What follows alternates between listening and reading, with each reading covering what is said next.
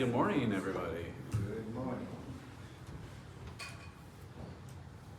So we're continuing our journey through this classic Jewish text, Mesilat Yesharim, the path of the just. And as a lead up to the upcoming fall feast, we are studying Midot, which means character traits. It's a category of Jewish Musar texts, which is speaking of Jewish ethical writings. So we're going up the stairs of the path of the just. So we have vigilance, alacrity, cleanliness, and that leads us up to our fourth step out of 9, abstinence. So, quick intro on the book and author, just to catch us up here. The author is Rabbi Moshe Chaim Luzzatto, also known as the Ramchal, which you'll hear me saying more because it is quicker to say. And he is an 18th century Italian sage of Judaism, and this book in particular was published in 1740. So the virtue of abstinence. Okay, so, and this is from a Jewish perspective. Abstinence is the first step toward piety. He says, and here I want to point out that whatever we have explained until now referred to what a person had to do in order to become righteous. From here onward, the subject is how one can become pious. Therefore, abstinence is to piety what vigilance is to alacrity. The first member of each pair involves renouncing evil, while the second involves doing good. Okay, so the Ramchal goes on to explain from a Jewish perspective what abstinence means, where he says, our sages of blessed memory expressed the underlying principle of abstinence as follows. Say, quote, sanctify yourself through the permissible. This is what the word abstinence actually means, to abstain and distance oneself from something, i.e. to deny oneself what is permissible with the aim of setting up a barrier, preventing any contact with the actual prohibition. The idea is that one must distance himself and abstain from anything whose emergence may lead to evil, even though in the immediate present it does not lead to evil, even though it is surely not a matter of intrinsic evil.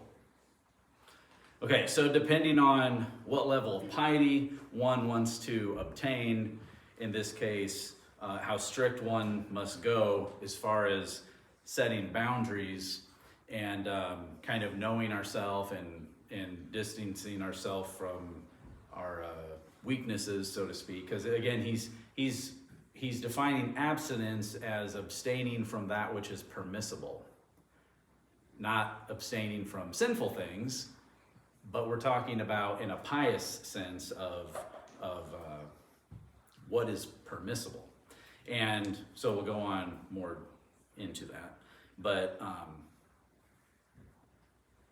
so yeah, let me see here. And yeah, from a Christian point of view and a Jewish point of view, abstinence is very different. Let me see here. Let's go. He says, we will now define the type of abstinence that is good, having clarified for oneself or for ourselves that everything that goes on in this world is designed to test men. As we have written and proven above, and having also discerned man's great weaknesses, as well as the attraction to those things that are harmful, it becomes compellingly clear that one could flee from these contingencies as best as he can in order to protect himself from the evil that follows in their footsteps. For there is no worldly pleasure that in its wake does not attract some from sinning. So this is definitely a very pious approach. I think typically we take it as something that is permissible, is something that is good, and we partake of it. And we know that typically there's bounds and, here and there that we don't go this far or that far. But what we may not always consider is that permissible things may distract us in various ways as to distance one from Torah and God's commandments.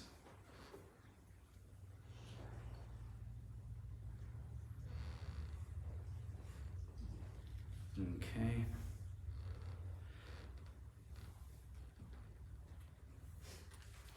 And so he says, for example, food and drink, when free of all dietary prohibitions, are permitted.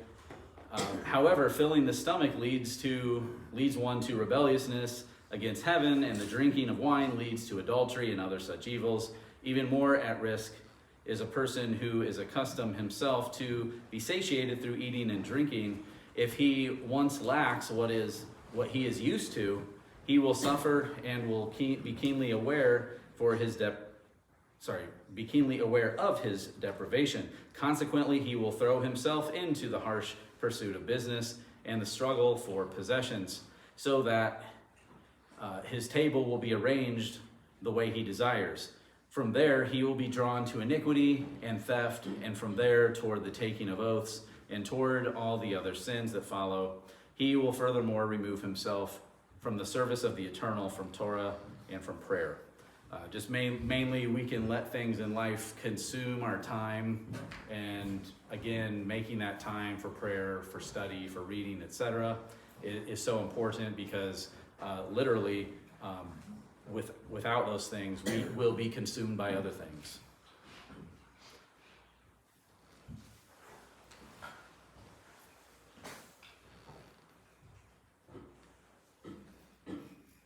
Okay, and by the way, this was a pretty short, there's only 2 chapters and weren't very long, so I am reading a little bit more out of the book this week.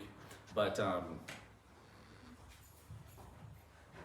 let's see, the Ramchal goes on regarding clothing. He says, regarding clothing and ornaments, the Torah made no prohibitions regarding their beauty or style. It did, however, prescribe that they should not contain kilayim, mixed fibers of wool and linen, and laid down the need for tzitzis. And then they are all permissible. But who is not aware that wearing fancy or embroidered garments leads to arrogance and brings one closer to adultery as well? And we may add envy, lust, and extortion that develop through man's pursuit of all that he regards as precious. Our sages of blessed memory have told us, quote, when the evil inclination sees a person adjusting his heel, tidying his garments, and grooming his hair, it says, this one is mine. So, we all have a style we like to wear. We all have, this or that, whether it's our hair or clothing or whatever, jewelry and such. But it is certainly possible that one can become so wrapped up in it that, we can lose sight of the important things.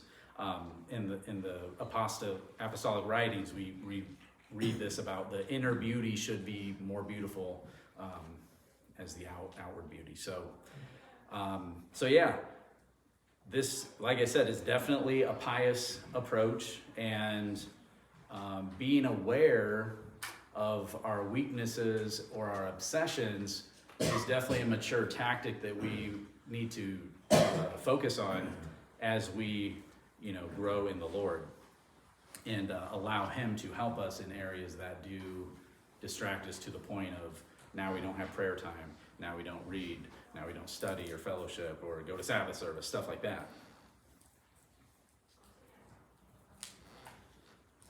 So yeah, the sinful nature is lurking around, trying to find the ones who care so much about their outward appearance, and it is good that it's not good that one makes their outward appearance the pinnacle of their existence. So in the Apostle Peter's letter, 1 Peter 1, 3-4, it says, whose adorning let it not be that outward adorning of plaiting of the hair and the wearing of gold or putting on apparel, but let it be the hidden man of the heart, in that which is not corruptible, even the ornament of a meek and quiet spirit, which is in the sight of God of great price. So again, we see that the importance of, one having the habit of,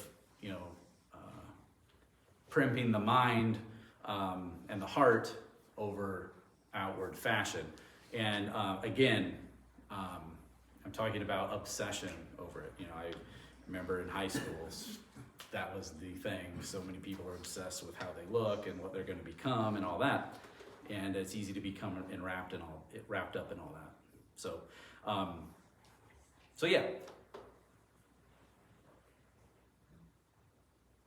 Okay. Strolling and walking, talking, seems harmless, right? Well, not if you ask the Ramchal. Rabbi Lozado looks at it from a different perspective, and he says, strolling and talking, as long as they do not involve something forbidden, are certainly permissible according to the letter of the law. Yet, how much neglect of Torah they generate, how much slander, how much lying, how much flippancy, and it states in Proverbs 10:19, one who overindulges in speech cannot avoid sinning. Short, sweet, to the point, I guess. Of course, walking and strolling, it can end up in forbidden speech and such. So,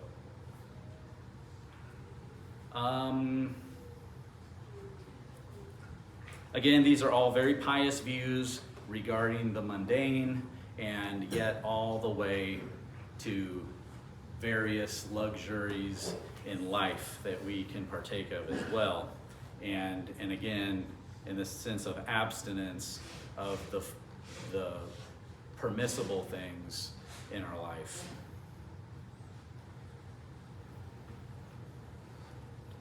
Okay, any comments, observations thus far before we get into the next chapter? Daniel? I remember years ago Jerry Asel quoting something from the Talmud.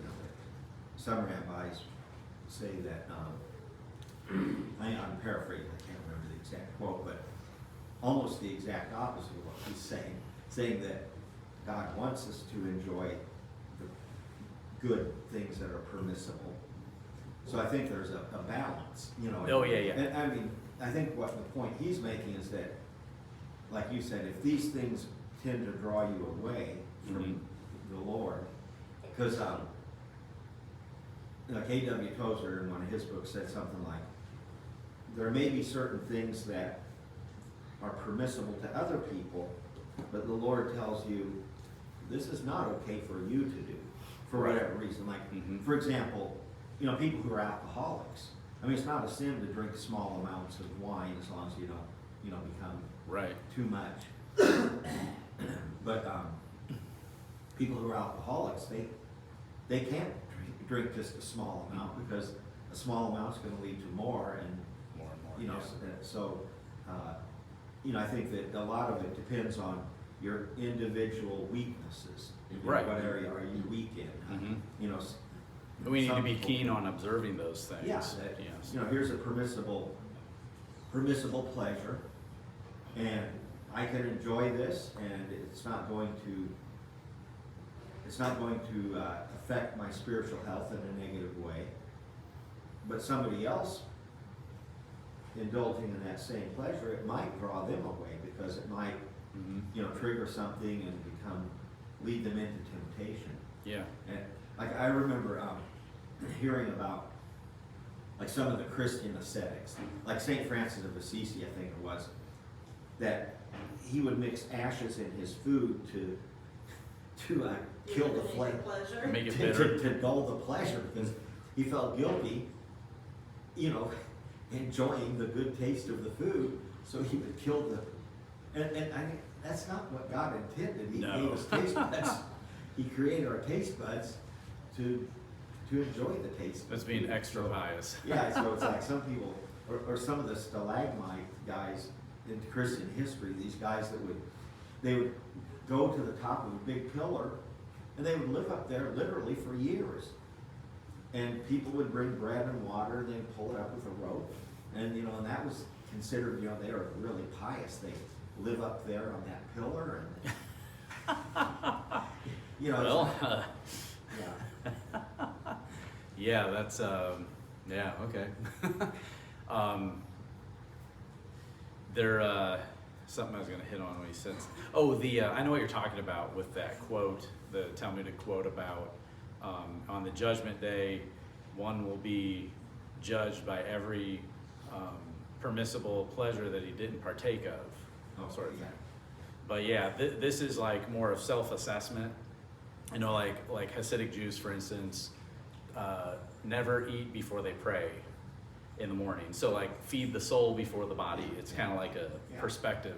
And this one rabbi that I followed, he would talk about how this bakery is baking all their stuff at 5 in the morning, you know. And so he gets up when it's time to pray, and just in Israel, you know, he's like smelling this bakery, and I'm, oh man, just, you know, just really tempts you to want to go get those fresh baked goods, you know. But he's like, no, you know, he cuts that off and pursues in praying before he eats breakfast. So what do they call that? Delayed gratification. Delayed gratification. Yeah. Yeah, and that's fine. It's to have restraints on ourselves. To imagine this. Let me give you this perspective. So like caring about our character traits, our faults, our weaknesses, sins, bad habits. Imagine if everyone else knows about it but not you. Who's the fool there? Well, you are. It's important to take self-assessment to be aware of the things that are your weakness, or that, you know, lead you to this or that. And so you don't want someone else to have to tell you, you know, you sure talk a lot, or you know, you're whatever. You know, as you raise your kids, you kind of point things out here and there to kind of make that aware, but you typically don't go around telling, you know, your fellow peers and adults, yeah, that sort of thing. You hope, hopefully they know that, you know, they know this or that. So yeah, abstinence from pleasures that are permissible, that take our time away, is kind of the idea here. So into the next chapter, the elements of abstinence. The Ramchal says abstinence in social conduct consists of solitude and separation from society to free one's heart for the service of the Eternal One, and for proper contemplation regarding it. But this is conditional on his not learning here as well, toward the other extreme. For our sages of blessed memory have already stated, a person's demeanor should always be oriented toward people. Okay, and which we'll get into this topic again. Some piety regards abstinence from all people and such. And they said, a sword upon those who fabricate, they will be stupefied. Jeremiah 50 verse 36 is referring to a sword upon the enemies of Torah scholars, i.e. Euphemism for Torah scholars themselves, who sit in isolation while learning Torah. Rather, one should join the company of good people for as long as may be necessary for his Torah study or for earning a livelihood, and afterwards he should seclude himself in order to cleave, to attach to his God, and to attain the ways of righteousness and the true service of the eternal. So see, even Judaism kind of forbids the idea of, which I'll get into a little later, monkhood, you know, nuns, this kind of thing where your whole life is focused on yourself, abstaining from stuff so that you don't sin. Meanwhile, well, I'll say that. So yeah, certain measure of recoiling from society is sometimes in order, especially making time, again, for the Holy One, blessed be He.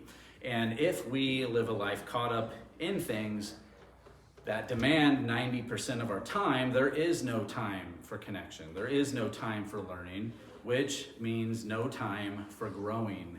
You stay stagnant and withered in those areas. So the faith is not meant for seclusion. It's meant to be shared in a community and with the outside, those we may affect and bump into. So those not in our direct sphere of influence of relationships. So our next chapter regarding abstinence is acquiring it. Okay, and so this is what the Ramchal says. The ideal way for a person to acquire abstinence is to examine the inferior nature of the pleasures of this world, their insignificance, and the serious ills that are likely to emerge from them. The enticement of the eyes, which are tempted by the appearance of things that seem good and pleasant, draws one nature to these pleasures to such an extent that one needs great strength and shrewdness in order to remove himself from their influence. It was the enticement that caused the first sin to be committed. As the verse testifies in Bereshit 3:6, Genesis, the woman saw that the tree was good to eat, and it was desirable to the eyes, and the tree was also attractive as a means to gain intelligence. So she took some of the fruit and ate it. Yet, when a person discerns that this good is totally false, illusory, and without any permanence, and the evil in it is real or imminently about to emerge from it, then surely he will loathe it and reject it totally. This then is the entire lesson that one must teach himself, to recognize the flimsy nature of these pleasures and their falseness, until he instinctively comes to loathe them and will find no difficulty in casting them out. Okay, so the idea of contemplating the ins and outs of said pleasure, sometimes we can weigh it out and consider if the outcome is worth it or not. What is the result? Do I have to have this thing? What am I willing to do for this, to get this or that, or to do this or that? Okay, so any comments or questions on that? I think a good way in a lot of situations to determine is to just ask yourself or ask the Lord, would I be better off with or without this? Mm-hmm. Would my spiritual well-being, is it going to affect my spiritual well-being in a negative way or in a positive way, or not affect it at all? And if it doesn't affect it at all, then go ahead. Right. Or if it's going to affect it in a positive way, then go ahead. And again, that will be different for everybody. Yeah, exactly. That'll be different for everybody. Like another example, I don't drink coffee, but I don't condemn people who do, because I enjoyed it too much. I enjoyed the buzz, Mm-hmm. and I started feeling convicted that, hey, you're just using this as an excuse to get the high from drinking too much, too strong. So I just decided I'm not going to drink it at all. Yeah. Yeah. But I'll serve it to other people. Right. I remember hearing one preacher on the radio said he was at some convention in Europe with a bunch of Christian teachers and leaders, and they were at some kind of a restaurant and they were serving drinks at the table, and he said he ordered tea, and he was a tea drinker. Mm-hmm. And this one European woman sitting next to him, she said, tell me, I've heard that some of the saints in America think it's okay to drink coffee. Is that true? And she's drinking wine. Yeah, right. Yeah, we have a different perspective on wine in Europe than here in America. Yeah. Is it true? Okay, so the Ramchal goes back to the topic of eating. He says, although the pleasure of eating, for example, is the most sensory and stimulating of all pleasures, is there anything more pleasurable and more quickly lost than food? Once we swallow it, it's done. Well, unless we have digestive issues, but yeah, the span of time of its entirety into the body is no more than the time it takes to pass through the esophagus. Once it leaves that area and enters the intestines, it is gone and forgotten, as though it had never existed. Eating coarse bread, if one were to eat enough, could satiate him the same way. Eating Eating coarse bread, if one were to eat enough, could satiate him the same way eating fattened geese does. The truth of the lesson becomes even more apparent when one considers the many disorders that one might contract through eating, or at least the heaviness that one feels after meals and the vapors that becloud his brain. Yeah, some food will go, what were you saying? Surely then, with all this in mind, a person will not want such a thing, since its good is not beneficial and its bad is harmful. So, food is a touchy and it's a tricky subject because you know we need food to live, and then there's food that we don't need to live but love because its flavor, its mouthfeel, its smell, the texture appeal, etc. So it can be a tough thing to weigh out, what we eat, what we enjoy, versus what we need and also what we like. I said before, like how different it would be if we had a dial on our tongue that would turn the taste off. Well, we would just have a desire to eat what we need then.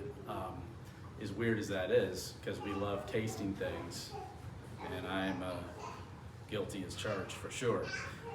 So yeah, but some abstinence here and there can help us all in different ways, different things that we, like when I take note that when you do a fast, it puts in perspective how much you think of food. I'm thinking about, oh, it's almost lunchtime, or oh, I wonder what's for dinner, or like if you're preparing the dinner, eating eating all the time that it takes. It's so many hours in a day, if you're like me anyway. So yeah, with that, it can be a tough thing to weigh out.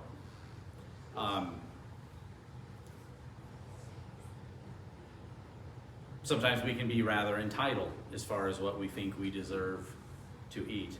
And as the Ramchal stated, once we eat the pleasurable food, it goes down the esophagus, and again, unless it brings some sort of digestive troubles or discomfort or whatever, it's forgotten. That's it.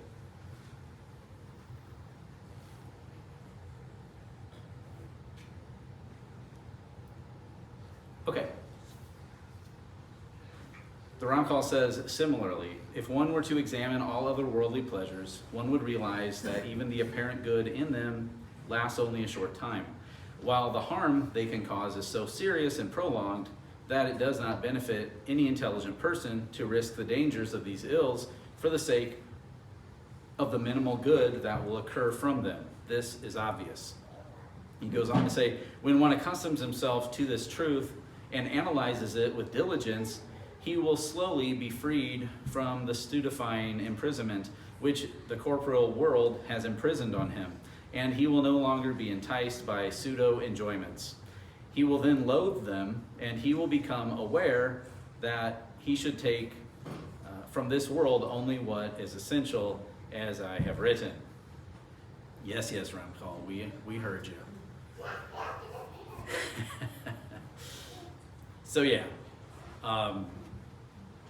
Food ultimately on this side of Eden can be full of grief and disappointment. Like I said, it's the taste, and then it kind of goes away sometimes. So having to weigh out things, eating junk versus good stuff. The good stuff usually costs more. The junk is cheaper, and you weigh that out. And so yeah, there's all kinds of different things that our body needs and the things that we want. So there's always that thing to weigh out, and all I can say is oi. So on contemplation, in regards to the acquisition of abstinence, not just foods, but anything that needs to be weighed out in regards to the pleasure and its resulting outcome. So he says, however, just as contemplation leads to the acquisition of abstinence, we find that thoughtlessness leads to its loss, and so does keeping company regularly with with magnates. I'm not sure what that is. Anyone know what magnates? Like rich businessmen? Maybe. Maybe it means something Magistrates. Magnates and people of high society. Okay, something like that, yeah. fancy people. These type of people pursue honor and multiply vanity. When one sees this display of splendor and grandeur, his passions will inevitably become aroused in his desire for them and to become like them or equal to them. And even if he succeeds in not allowing his inclination to vanquish him, nonetheless, he will not escape without a struggle, and consequently he is in danger. That is what Solomon says in Ecclesiastes 7:2.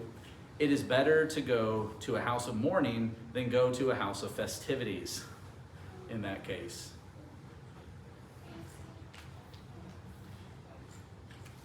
Very interesting. So he's kind of, giving us different perspectives on things. And so the rabbi brings up some things that have caused me to consider and reconsider in regards to abstinence of any, permissible worldly pleasures, and something to think on. And, it's just easier to just grab the chocolate or the cheese or whatever than it is to not in most cases. And so we typically don't always think about it, especially if we had a bad day. Well, we wait and I say, well, yeah, and then, sometimes that's helpful. So to note, there are extreme examples regarding abstinence. I mentioned monks, nuns, the Amish, some Haredi Jews, even among various Hasidic circles, etc. Extreme abstinence is going to lead somewhere else that is not necessarily a good place either, an ideal place. Withdrawing from the world and any of its pursuits completely. It can ultimately result in a life of constant obsessing over keeping your manners and bad habits and stuff in check, and withdrawing yourself from being useful in God's kingdom. And the Ramchal even mentioned this idea that our lives are meant towards people, not living on top of a pillar or whatever the case it is. However, abstinence can be very beneficial. And I'm not talking about the extreme examples. And some of what the Ramchal says you may think is kind of extreme. So just as a leash can be beneficial on a dog, it keeps us from going too far. And a leash can keep us from partaking in anything our eyes see or our heart's desire that's within grasp. And so balance is the key. Daniel mentioned earlier, it's about balance. What is acceptable to the Holy One and what is best for us. And again, that might take some reprogramming in our mind and in our desires and wants and the pleasures that we find permissible. So with the end of this chapter, the Ramchal warns, he says, the acquisition of abstinence demands caution. One should not think that he can jump ahead or leap to the ultimate goal in a moment's time. He will surely not succeed. Rather, one should cultivate abstinence progressively, bit by bit. Today he acquires this bit, tomorrow he will add a bit more, until he adapts to it completely, for it will become a part of him, just like his natural instincts. So the idea is to do it slowly but surely, and let it lead to consistency and uprightness and such. Any comments or observations before I get into some of our messianic verses themes that I want to go over, that I've been going over at the end of each session?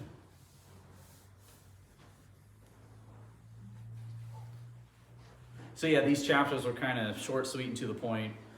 Rather convicting as I'm reading through these, and I was just kind of sharing some of the points that he makes, and very different from what we coin as abstinence from a Christian perspective. And so Yeah, it's interesting to me that the Bible tells us to pray, and it talks about fasting, but it doesn't prescribe how much time to pray each day. It doesn't prescribe how often to fast or for how long or to what degree. So I've always looked at that, with prayer, fasting, and even giving to the poor and so forth. Sure. Well, how do you determine how much time to give to this, or how often to fast, how much to pray, how much time to spend? And I've always looked at it as like the Lord is saying, okay, how much time do you have available to devote to those things? How much blessing do you want? You have no time available. You have to make Yeah. it. Yeah, I mean, and I understand that some people have more time available. Obviously, if somebody's got a job that requires long work hours, they got a big family, a lot of bills to pay and all that they're not gonna have a whole lot of time to devote to prayer and study. But somebody who's a millionaire and doesn't need to work, Hire people that work for him. yeah, I mean, he can, so I think the Lord just basically, well, you decide. He wants to see what we'll do with the Yeah, time. Yeah, what are you gonna That's do good. with the time that I give you for spiritual pursuits? Like, you guys are big boys and girls. Let's see what Yeah. they do with this. Yeah, it's like the parable of the talents, that 5 talents, 2 talents, 1 talent. The one who had 5 talents increased it by 5, and he was commended. The one who only increased the 2 to 2, he got the same blessing Yeah. as the one that earned 5 talents, because he basically doubled what he was given. Right. So, I think that we just need to keep that in mind, that it's going to be determined, how much blessing and reward we get is going to be determined by what we do with what we've been given. Yeah, on this side of Yeah. Eden, of this side of eternity. Yeah. Yeah. And that's kind of, again, the importance of all this self-assessment and all that, mending our relationship with the Lord and with other people that we've wronged or sinned against. And And the word disciple and discipline are related. yeah. Self-discipline and the discipleship. Yeah, right. Exactly. So I was looking for verses that are in the nature of abstinence, and I have a verse from Peter, 1 Peter 2:11. He says, "Dearly beloved, I beseech you as strangers and pilgrims, abstain from fleshly lusts, which war against the soul." And so this is certainly a battle that we have to be aware of, and like a lot of what the Ram Call is talking about, and the Apostle Paul talks about that as well. A lot of he writes lots of corrective and ethical writings on, like you would categorize a lot of what he wrote as Musar, and it's corrective, and he mentions a lot about that war of the flesh, So in Colossians 3:5, it says, "Mortify," or put to death, "therefore your members which are upon the earth, fornication, uncleanness, inordinate affection, evil," Concupiscence. concupiscence. Not sure what that even is. I should have looked that up. And covetousness, which is idolatry. Good job. I have it. Let's see if it's in my King's English.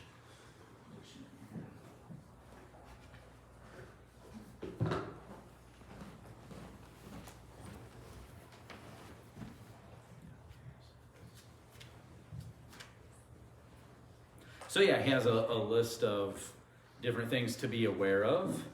And again, a lot of times talking to new Messianic believers, those new in the faith, to be aware of these sort of things that he makes. The Apostle Paul makes lots of lists of things like this to be aware of.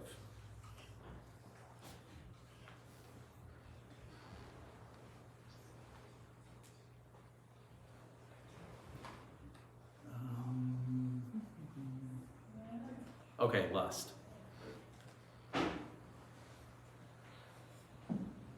we're talking about lust, sexual lust. So, so yeah, all these different things that can tempt us, and the idea that is going on is the Apostle Paul will often bring up the idea, letting the work of the Holy Spirit, the Ruach HaKodesh, to work in us and through us, to regenerate us, renew our mind, and to help us to grow, and to ultimately give a nice return on that investment that God has put in us. So Romans 13 through 14 says, "Let us walk honestly as in the day, not in rioting and drunkenness, not in chambering and wantonness, not in strife and envying, but put ye on the Master, Yeshua, Messiah, and make not provision for the flesh to fulfill the lusts thereof." So yeah, a lot of times the Apostle Paul is talking about immorality, but it doesn't have to be always talking about that, but that does seem to be a big focus of these newly converted Gentiles. And so, especially from the Roman and Greek population and such. So yeah, that is all I had to share. Does anyone have any more, anything they want to share, or observations, questions, comments, Another concerns? verse in the epistles, I think it's Thessalonians, about abstinence. Abstain from all appearance of evil. That's another one. Yeah. Sometimes,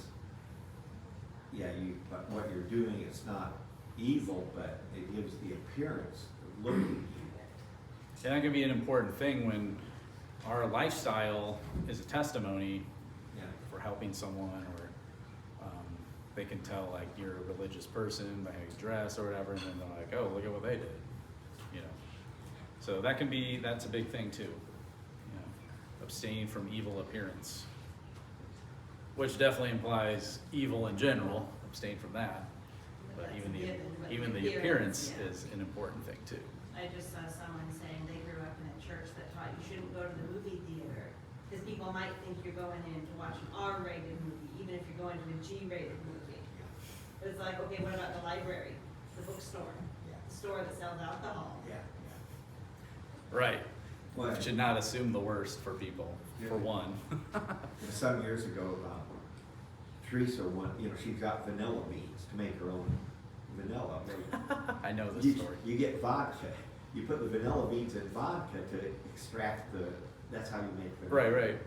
And she went into the store and was buying a bottle of vodka, and she felt weird because she didn't want anybody to see her buying a bottle of vodka. And then she had it under the sink, and we had plumbers come to do something. She had to explain, I don't drink that, I just use it. That's not my hidden stash.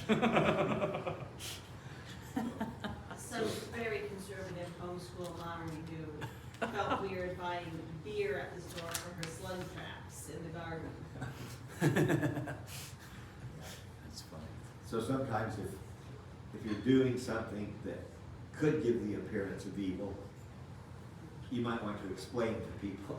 Say, So they'll know. I'm just getting these for my slug traps. Have you ever heard of that? You know, oh yeah, you can use it to track some. Yeah, do something to kind of make it aware to those around you. But yeah, nice. All right, we'll go ahead and close there, and thank you guys for joining in here.